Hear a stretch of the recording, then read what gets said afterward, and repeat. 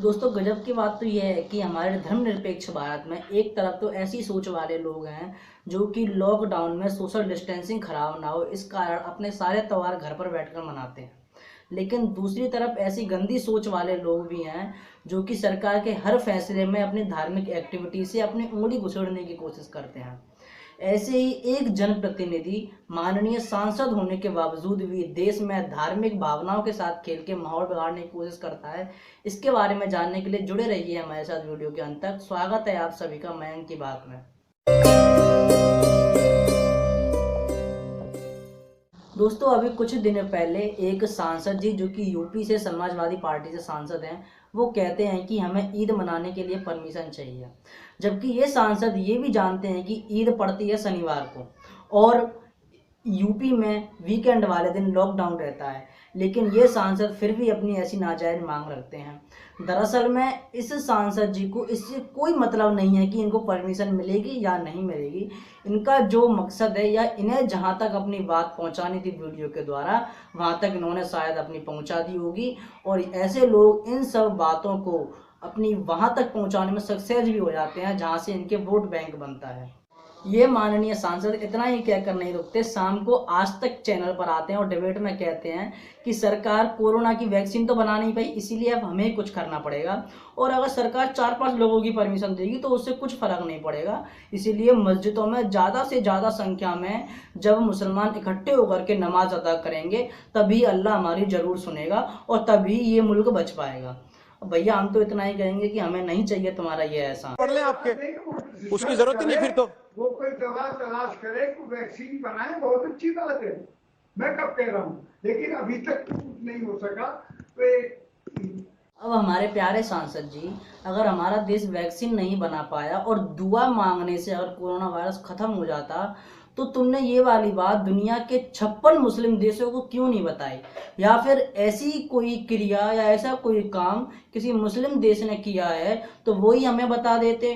Actually में बात ये है कि तुमको ईद और नमाज पढ़ने से तो कोई मतलब है नहीं, तुमको तो केवल अपनी वोट बैंक वाली सियासत को गर्म करना है। ऐसे ही दोस्तों हम सबको पता है जब देश में 500 से कम कोरोना के केस थे तब सरकार ने लॉकडाउन स्टार्ट किया था। और जबकि सरकार ये बात भी जानती थी कि कुछ दिन बाद ही नवरात्र आने वाले हैं जो कि हिंदुओं का, सनातनियों का सबसे बड़ा त्यौहार है। लेकिन कोई भी सनातनी या कोई भी हिंदू व्यक्ति निकल के आया बाहर और ऐसा कभी किसी ने नहीं बोला कि हमको हमारे लिए मंदिर खोले जाएं और हम मंदिरों में नवरात्रा मनाएंगे। सभी ने घर में पूजा की। ऐसे ही लॉकडाउन के बीच में जैन समाज का एक त्यौहार आया, महावीर जयंती। इस समाज के लोगों ने अपना यह त्यौहार भी घर में बैठ के मनाया, ना कि कोई शोभा यात्रा निकाली।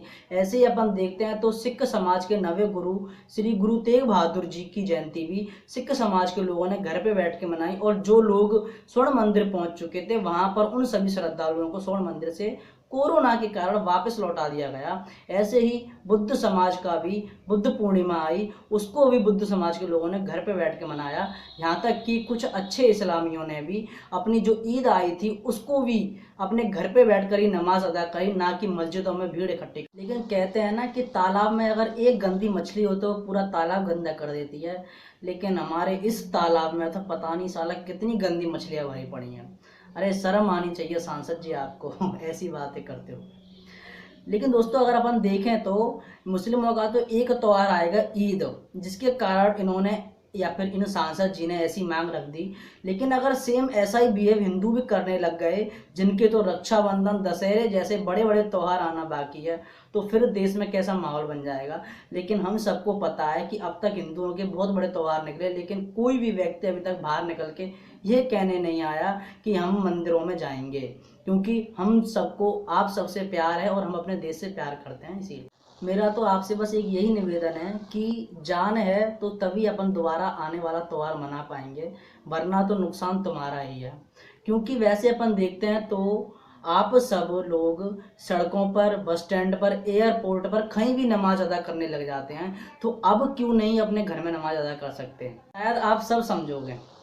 अंत में दोस्तों आज मैं फिर आपको 4 पंक्तियों के साथ छोड़ के जाता हूं जो कि ऐसे नेताओं के लिए हैं जो कि धार्मिक भावनाओं के साथ खेलते हैं। कि मत दो तरजीह उन लोगों को जो गंदी सोच रखते हैं, उठा फेंको समाज से उनको जो गंदी सियासत करते हैं।